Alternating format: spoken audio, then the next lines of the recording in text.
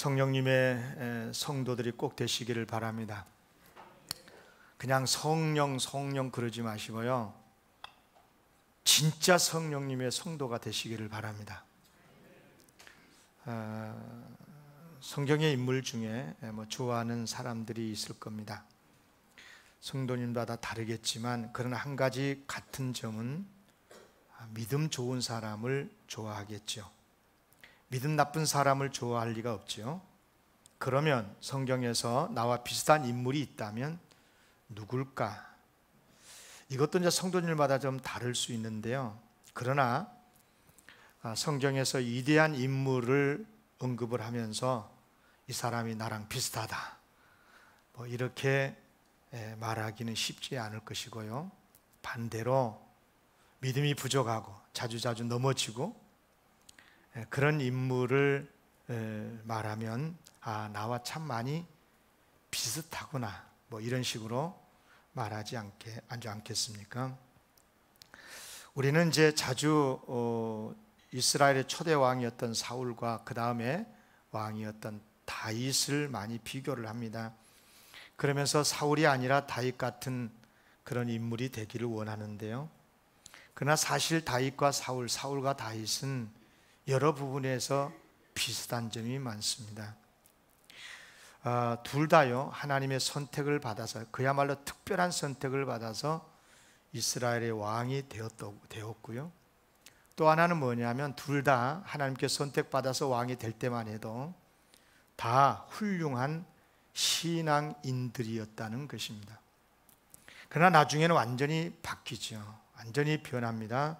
사울은 점점 타락해서 멸망의 길로 가게 되고요, 다윗은 만일 중간에 실수도 하지만 점점 발전하고 위대한 인물이 됩니다. 이제 이런 것에 대해서 원인을 우리가 생각을 할 때 많이 찾아볼 수가 있습니다. 여러분, 성경을 볼 때 핵심을 보십시오. 그것까지를 보고 윤리적으로 도덕적으로 사울이 어떻고 다윗이 어떻고 이렇게 보면 성경은 핵심을 못 보는 겁니다. 이렇게 다윗과 사울이 시간이 가면 갈수록 극명하게 다른 사람이 돼버린 원인이 있습니다.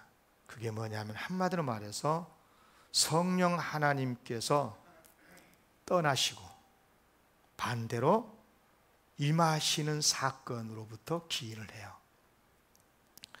사울의 불행은요, 사울에게서 성령님이 떠나시면서 시작이 됩니다.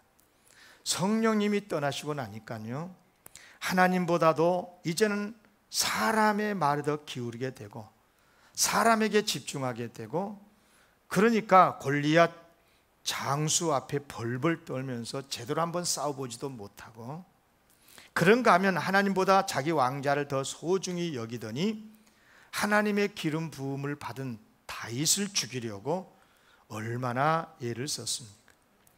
정말로 집요하게 추격하면서 죽이려고 하지 않았습니까? 그러다가 오히려 자기가 비참히 죽고 말죠. 반면에 다윗은 성령님이 함께 하심으로 그는 하나님을 바라봅니다. 하나님 중심으로 일어섭니다. 골리앗 전혀 두렵지 않았고요, 기꺼이 싸워서 이겨내고요, 특히 자기의 명예보다도 하나님을 진심으로 사랑합니다. 그래서 정말 왕으로서 네가 죄인이라고 부끄러운 지적을 받았어도 무릎 꿇고 회개하고 자기 자신의 명예를 꺾고 하나님께 더 집중하는 사람이 바로 다윗이었습니다.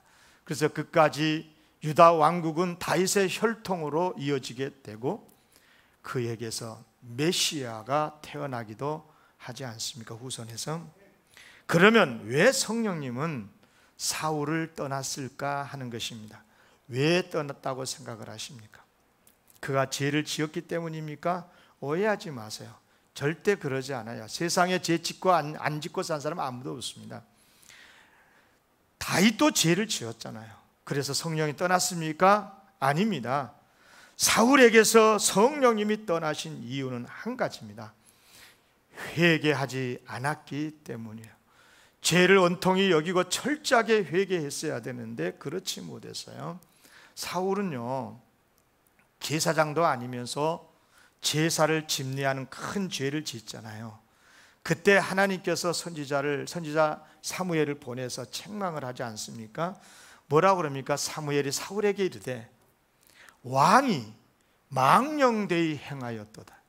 왕의 하나님 여호와께서 왕에게 내리신 명령을 지키지 아니하였도다.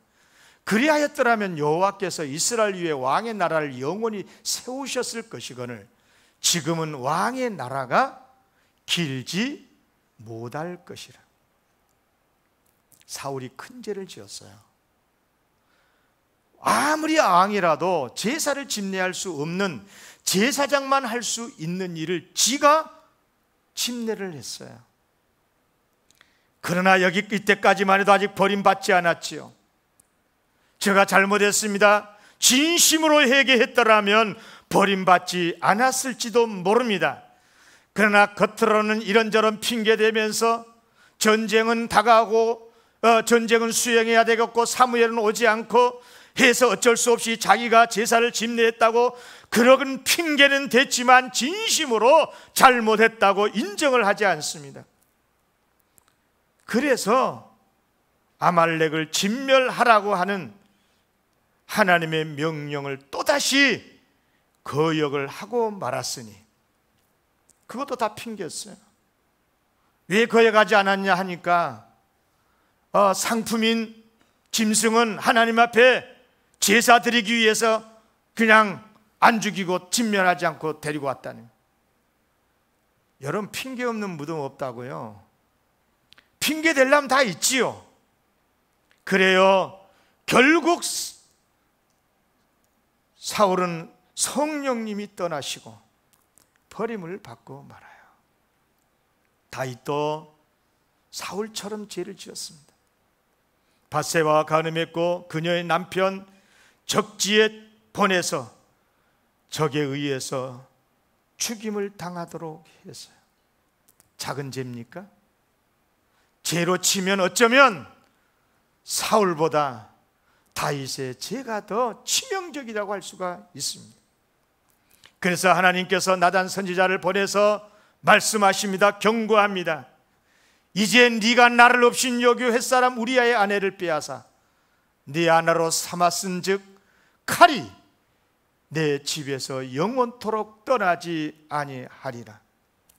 중요한 것은 이때 다윗의 태도입니다. 다윗이 어떻게 했습니까? 이런저런 핑계대지 않았습니다. 바로 그 자리에서 무릎을 꿇습니다. 그리고 진심으로 회개합니다. 다윗이 나단에게 이르되 내가 여호와께 죄를 범하였노라. 그리고 다윗이 직접 썼었던 시편 51편에 보면 그가 얼마나 하나님 앞에 처절하게 엎드려서 회개했는가를 알 수가 있습니다. 시편 51편, 지금 다윗이 하나님 앞에 회개하는 내용입니다. 7절, 우슬초로 나를 정결하게 하소서, 나의 죄를 씻어 주소서. 9절, 주의 얼굴을 내 죄에서 돌이키시고 내 모든 죄악을 지어 주소서. 11절입니다. 나를 주 앞에서 쫓아내지 마시고 주의 성령을 내게서 거두지 마옵소서. 14절, 하나님이여, 나의 구원의 하나님이여, 피 흘린 죄에서 나를 건지소서.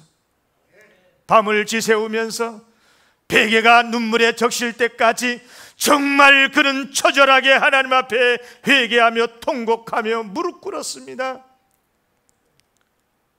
특별히 그가 회개하는 내용 중에 성령님, 나를 떠나지 마십시오. 왜? 하나님의 영 성령님이 떠나면 하나님의 말씀을 들어도 믿음이 생길 수 없거든요. 말씀을 들을 때 믿음이 생기는 이유는 성령님의 감동의 역사로, 그래서 말씀을 들을 때 믿음이 생긴 것 아니겠습니까? 그래요, 그런 다윗의 회개를 하나님이 들으셨고 용서해 주셨고 성령 하나님께서 떠나지 않으셨던 거죠. 여러분이나 저나 사울처럼, 다윗처럼 많이 부족하지 않습니까? 그럼에도 축복합니다. 사울처럼 버림받지 않게 되기를 바랍니다. 다윗처럼 부족한 게 많지만 철저히 엎드려 회개하고 변화되어서 존귀한 성도가 되어지시기를 진심으로 기원합니다. 그러려면 성령님을 사모하십시오. 성령님이 충만해야 됩니다. 죄를 지었더라도 회개하여 성령님이 떠나지 않으시도록 해야 됩니다.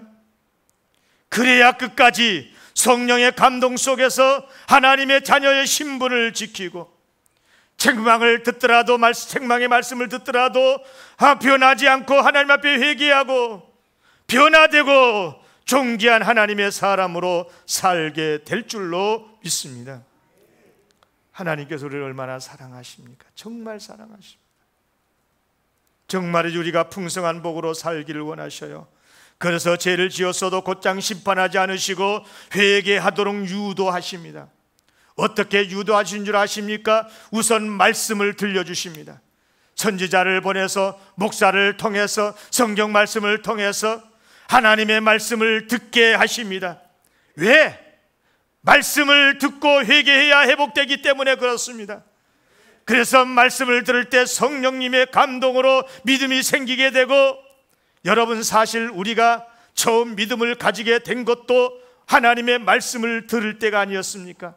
하나님의 말씀을 들으면 성령께서 감동시켜 주심으로 믿게 되거든요. 믿음은 들으면서, 말씀을 들으면서 오기 때문에 그렇습니다. 그런데 여러분, 죄를 짓고 믿음이 흔들릴 수 있습니다. 그래야 되는 거예요. 그럴 수밖에 없어요. 바르게 살아야 되는데 죄를 짓다 보니까 내가 믿는 사람 맞아? 그러면서 믿음이 흔들리는 거지요. 양심이 아프고 고통스러운 거지요.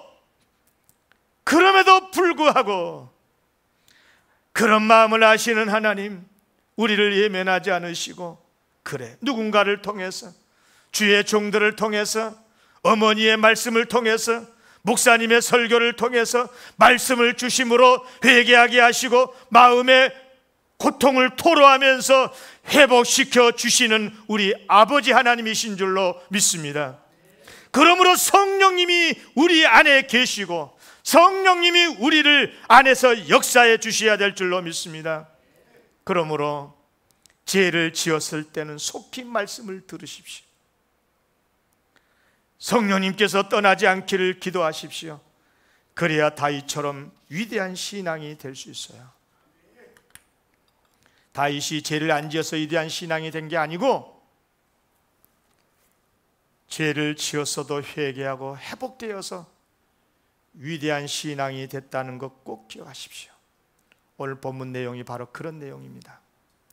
오늘 본문은 두 인물, 주된 인물이 나오는데요, 성령님의 역사로 위대한 신앙이 되어서 나라를 위기 속에서 구원해 냈던 한 사람과, 성령님께서 주시는 권고의 말씀을 수없이 들었으면서도 회개하지 않더니 끝내 성령님이 떠나시고 비참하게 패망해버리는 또 한 사람, 전자는 제사장이었던 여호야다, 후자는 여호야다의 처조카 유다 왕 요아스입니다.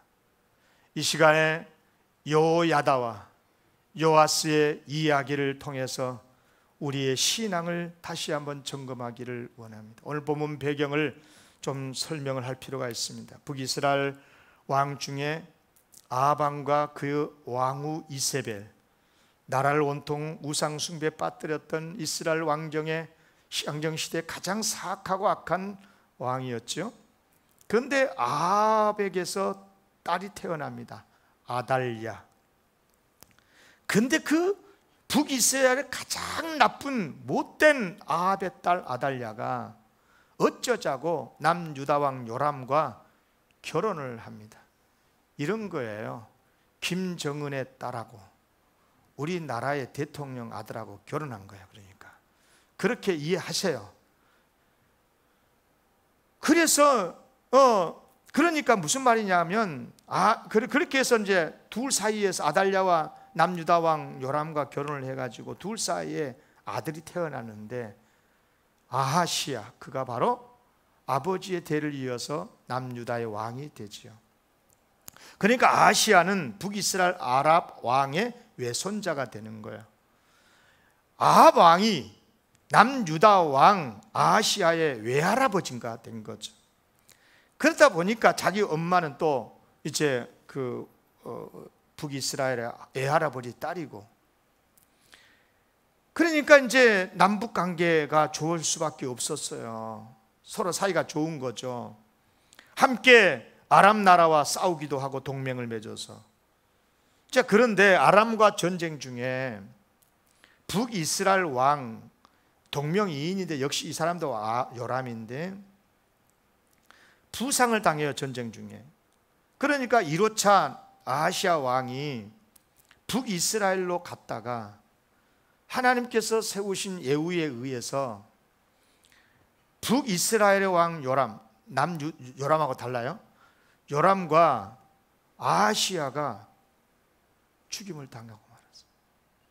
동시에 북이스라엘 왕하고 남유다 왕이 예후에 의해서 죽임을 당한 거예요. 이문자 갔다가 북이라서. 이 소식을 들은 아달랴, 그러니까 아하시야의 어머니죠, 아합 왕의 딸이죠. 이 아달랴가 아들 아하시야 왕이 북이스라엘에 이문자 갔다가 죽었다는 소식을 듣고 왕손을 다 죽여버립니다. 다윗의 혈통 왕이 될 만한 사람 다 죽여버려. 그리고 지가 유다의 왕이 됩니다. 이것은 이스라엘 남유다의 역사의 치명적인 역사인데, 다윗의 혈통이 아니라 다윗의 후손이 아닌 북이스라엘의 아합 왕의 딸이 남유다의 왕이 되어버린 거예요. 그런데 그때 아하시야의 누이 여호사밧이 아시야의 아들 중에 몰래 겨우 1살 된 갓난아기 요아스를 구해내요. 몰래 생명싸게 싸가지고 건져냅니다. 그리고 6년 동안이나 몰려서 숨겨 키워요. 그런데 여러분, 이 자기 고모가 되는 여호사밧의 남편이 누군 줄 아세요? 바로 제사장 여호야다였습니다. 그러니까 실제로는 요아스를 구해주고 그리고 이렇게 보호해 준 사람이 이 여호야다가 된 거죠. 뿐만 아니라 7년이 지나고 6년이 지나고 7년째가 될 때 여호야다가 아달랴를 제거하고 죽이고, 그리고 7살 된 요아스를 다시 왕으로 세워서 드디어 다윗의 왕손이 유다의 왕이 되는, 다시 회복시키는 일을 하는 거죠. 그리고 요아스는 어린 나이였지만 고모부 여호야다의 도움으로 믿음을 지키면서 국정도 잘 운영을 하게 되는 겁니다. 그리고 나중에 여호야다가 죽게 되니까 왕의 묘실의 장사가 돼요. 왕이 아니면 돼. 왕이 아닌데도 왕의 묘실의 장사가 되지요. 본문 15, 16절입니다. 여호야다가 나이가 많고 늙어서 죽으니 죽을 때에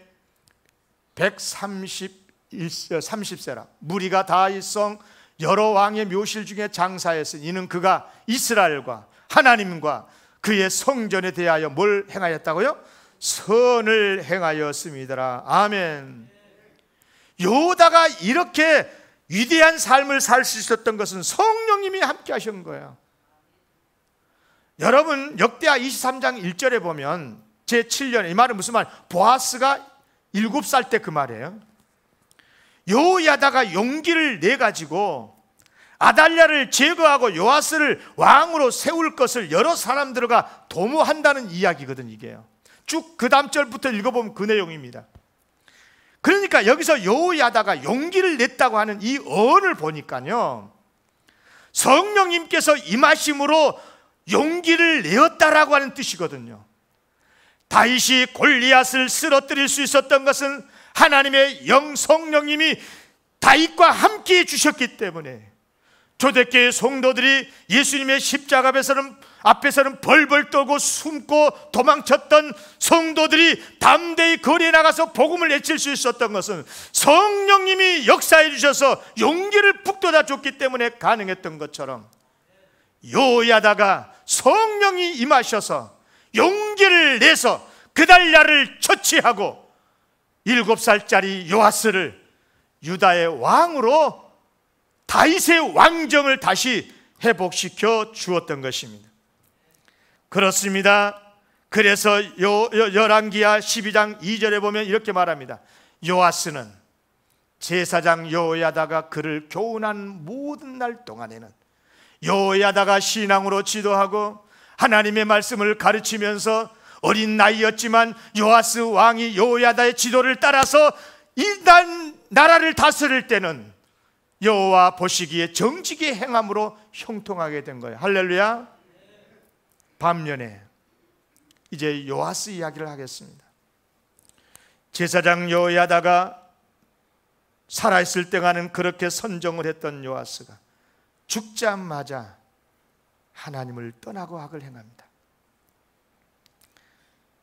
하나님 말씀보다도 자기의 방백들, 신하들의 말을 듣습니다. 여기 보세요. 여호야다가 죽은 후에 유다 방백들이 와서 왕에게 절하며, 절하면서 무슨 말을 했기에, 그 다음 보세요. 왕이 그들의 말을 듣고 그의 조상들의 하나님 여호와의 전을 버리고 아세라 목상 우상을 섬겼으므로 그 죄로 말미암아 진노가 유다와 예루살렘에 임하니라. 요아스가 도대체 왜 이렇게 변해버렸을까? 왜 변했다고 생각하십니까?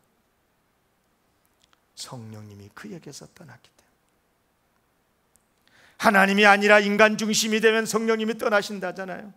사울왕이 그랬어요. 하나님을 바라보지 않고 사람을 바라보니까 골리앗도 두려워서 떨고, 백성이 들어오니까 백성의 말을, 여론을 따르느라고 하나님의 말씀을 따르지 못하고, 성령님이 떠나시면 목사도 장로도 수십 년 교회를 다녀도 시대정신을 따르고 여론을 따르고 하나님의 말씀을 떠나버리더라, 그 말이에요. 기억하십시오. 성령님이 떠나면 사람이 두렵습니다. 그래서 사람의 말에 따를 수밖에 없어요. 요아스가 그랬어요. 여호야다가 죽자마자 그는 하나님을 버립니다. 신하의 말이 크게 들립니다. 그래서 신하의 요구대로 우상 숭배를 했고 악을 자행하게 됐고 결국 비참하게 패망하고 말았던 거지요. 물론 하나님께서는 죄를 지었다고 곧장 벌하지 않으십니다. 회개할 수 있는 기회를 주셨습니다. 오늘 본문에도 나오지만 요아스에게 여러 선지자를 보내서 말씀을 주십니다. 그래도 듣지 않으니까 자신이 그렇게 존경하고 자기의 생명의 은인이었던 여호야다의 아들 스가랴를 그에게 보내서 회개할 것을 권고합니다. 20절은 다 같이 읽어야 됩니다. 시작. 이에 하나님의 영이 제사장 여호야다의 아들 스가랴를 감동시키시매 그가 백성 앞에 높이 서서 그들에게 이르되 하나님이 이같이 말씀하시기를 너희가 어찌하여 여호와의 명령을 거역하여 스스로 형통하지 못하게 하느냐 하셨나니 너희가 여호와를 버렸으므로 여호와께서도 너희를 버리셨느니라.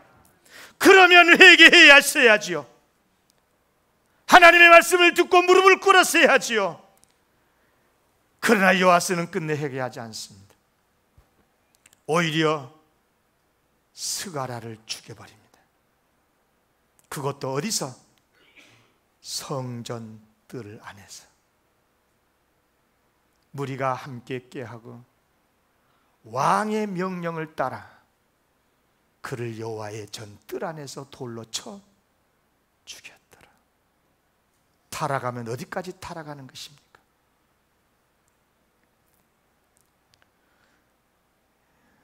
스가랴가 누구예요? 자기의 생명의 은인 여호야다의 아들이야. 1살 때 자기 생명 구해주고 7살 때 왕으로 세워주고 다시 나라를 다윗의 왕정으로 회복시켰던 여호야다의 아들 아닙니까? 그런 여호야다의 아들 스가랴를 죽였던 요아스, 하나님 그만두실까요? 요아스가 적군과 싸우다가 부상을 입었을 때 적군이 그를 버리고 가고 나니까 그 다음 말이 중요해요. 그의 신하들이 누가? 크게 읽으세요. 누가? 누가? 왜 제가 이것을 반복한 줄 아십니까? 요아스가 두려워하고 신하들을 존경해서 우상 숭배했었던 그 신하들이 배신을 하는 거야. 제사장 요의 아들들의 피로 말미암아 반역하여 그를 그의 침상에서 쳐 죽인지라. 그래서 요아스는 왕이었으면서도 왕들의 묘실에도 들어가지를 못합니다. 이제 말씀을 마감하면서요, 우리들의 이야기를 하려고 해요. 요아스가 왜 이렇게 잘못했다고 생각하십니까? 성령님이 떠나셨기 때문이라고 했는데, 그러면 성령님이 언제 떠나셨을까요? 신학자들은 둘 중에 하나라고 해석을 합니다. 하나는 여호야다가 죽자마자 성령님께서 요아스를 떠났을 거라고 말합니다. 그렇게 보면 요아스가 그동안 형통했던 것은 그나마 성령의 사람 여호야다의 지도를 따라서 하나님의 말씀에 순종했기 때문이라고 할 수 있습니다. 그런데 하나님의 말씀을 가르쳐주는 여호야다가 죽고 나니까 요아스가 하나님을 떠납니다. 성령님이 떠나셨고 요아스의 불행은 그때부터 시작이 된 것입니다. 우리도 그런 잘못을 범할 수 있다는 것입니다. 하나님의 말씀을 가르쳐주는 하나님의 종, 일찍부터 예수 그리스도를 믿는 엄마 권사님, 아빠 장로님의 덕분에 말씀을 가르쳐주고 설교를 듣고 그러면서 겨우겨우 그래도 믿음이 있어서 신앙생활을 합니다. 교회에 나가서 예배를 드립니다. 그때는 하나님께서 복도 주십니다. 그런데 나와 함께 했던 신앙의 부모님이 세상을 떠나고 목사님의 말씀, 어머니의 신앙의 가르침이 사라지고 나니까 약한 믿음조차 사라지게 됩니다. 말씀을 더 이상 못 들으니 성령님의 감동도 없습니다. 그리고 성령님이 떠나버리고 맙니다.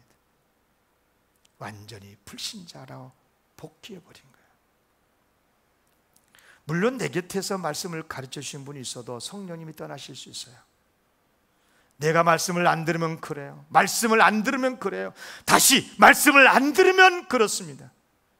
아무리 예배 시간이 정해졌고 장소가 정해졌고 성경보를 한다 해도 내가 참석하지 않으면, 그래서 설교를 못 들으면, 말씀을 안 들으면 성령님의 감동은 사라지고 성령님의 역사가 사라지니 성령님은 떠나고 맙니다. 말씀을 들어야 성령님이 역사하셔서 믿음이 생기고 믿음이 회복되는데 그렇지 못하니까, 그러면 사울처럼 이 사람 저 사람 눈치 보다고 하나님의 뜻을 따르지 못하듯이, 요아스처럼 사람 유혹에 빠져서 악을 도모하게 되듯이, 사울처럼 요아스처럼 하나님의 벌을 받아서 끝내 자질교 망하고 교회도 나라에도 해악을 끼치는 사람이 되고 말더라, 그 말이에요. 사랑하는 성도 여러분, 이유야를 막론하고 하나님의 말씀을 가까이 하십시오. 말씀을 들으면 성령님이 역사하십니다. 안 들으면 성령님이 역사하지 않아요. 말씀을 들으면 성령님이 감동하셔서 새롭게 해주실 줄로 믿습니다. 그러므로 성령님을 사모하시기를 바랍니다. 또 하나의 가정을 해볼 수 있어요. 애초에 성령님께서 이미 요아스를 떠났어요. 요아스도 이미 하나님과 전혀 상관이 없는 사람이요. 다만 생명의 은인인 여호야다가 하나님을 믿으니까 살아있는 동안에는 인간적인 관계 때문에 나의 생명의 은인이고 나를 왕으로 만들어준 사람이고, 그러니까 그분의 권위 앞에 말을 듣다가 여호야다가 딱 죽고 나니까 깔끔하게 하나님을 정리해버리는 거예요. 더 이상 교회에 상관이 없고, 그러면서 기독교의 가장 무서운 안티 세력의 핵심이 되는 거예요. 이런 경우라면 요아스는 진작 이미 파멸당한 사람이에요. 그런데 그나마 그가 살아남을 수 있었던 것은 여호야다가 믿음의 사람이 그의 곁에 있었기 때문인 거예요.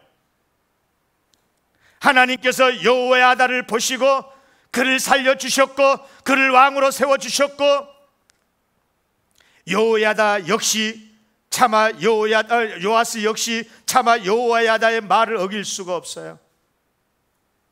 감사하게도 그 덕분에 하나님의 복도 받았고, 마치 요셉 덕분에 보디발의 집에 형통하고 애굽이 형통했던 것처럼 요아스는 여호야다 덕분에 복된 삶을 살 수 있었던 거예요. 그런데 여호야다가 떠나고 나니까 성령님이 이미 떠나버린 요아스, 자연스럽게 전혀 부담 없이 전혀 마음에 고통도 없이 자연스럽게 세상 속으로 빠져 들어가고 마는 거예요. 그리고 패망합니다.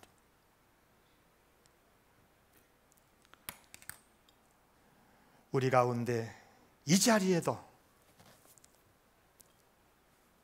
여호야다가 있을 수 있고 요아스 같은 사람이 이 자리에 있을 수 있습니다.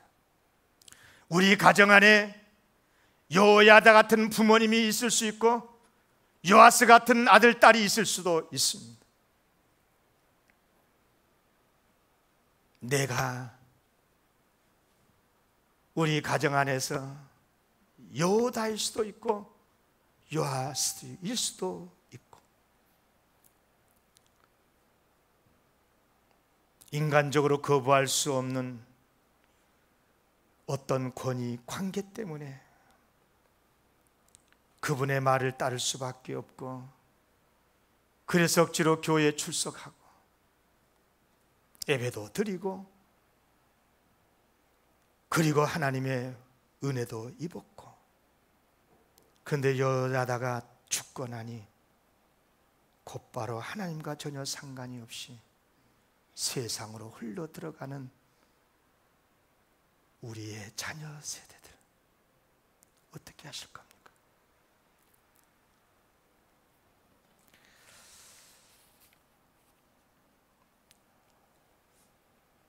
전에는 성령님의 감동으로 그나마 신앙생활을 했습니다. 어려움이 있을 때는 마음이 뜨끔하면서 하나님을 기억하곤 했습니다. 그런데 이런저런 일들 때문에 신앙생활을 소홀히 하게 되면서 성령님의 감동에도 별로 뜨끔하지도 않고, 나도 모르는 사이에 서서히 교회와 발걸음이 멀어지고 전혀 하나님과 상관이 없는 사람이 되어버리는 소위 가나안 성도들이 이 땅에 얼마나 많습니까? 진심으로 부탁하고 또 부탁합니다. 아직 내 곁에 신앙의 부모님이 살아있을 때, 신앙의 친구가 내 곁에서 나에게 신앙을 권고할 때 성령님의 역사로 새로워지시기를 바랍니다. 그래야 떠나시더라도 내가 내 신앙을 지킬 수 있습니다. 끝까지 하나님의 자녀로 살 수가 있어요. 요아스는 정말 큰 은혜를 받은 사람 아닙니까? 온 가족 몰살 당할 때 겨우 혼자 살아남고, 고모부 덕분에 생명부지하고 어려서부터 신앙 교육받고 왕이 되었고, 틀림없이 성령님의 감동도 받았을 거예요. 그러나 온전히 하나님의 사람으로, 성령의 사람으로 온전히 서지 못한 까닭에 믿음의 여호야다가 세상을 떠나니 여지없이 세상의 길로 추락해버리는 요아스. 우리 모두 사울이나 요아스처럼 되지 않기를 바랍니다. 혹시 말입니다, 여러분 자신이 지금 요아스 입장에 있다고 생각한다면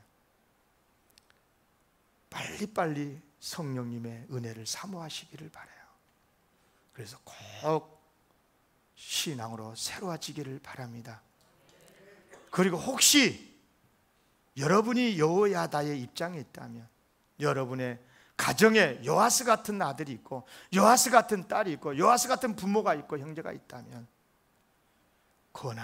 권해서 어떻든 기도하고 금식하고 철학 기도를 해서라도 성령님, 우리 가족 버리지 마시라고, 성령님 떠나지 마시라고 기도해서 대대로 믿음의 가문을 이어가고 우리 영광교회가 믿음의 혈통을 이어가는 축복의 통로가 되기를 주의 이름으로 기원합니다.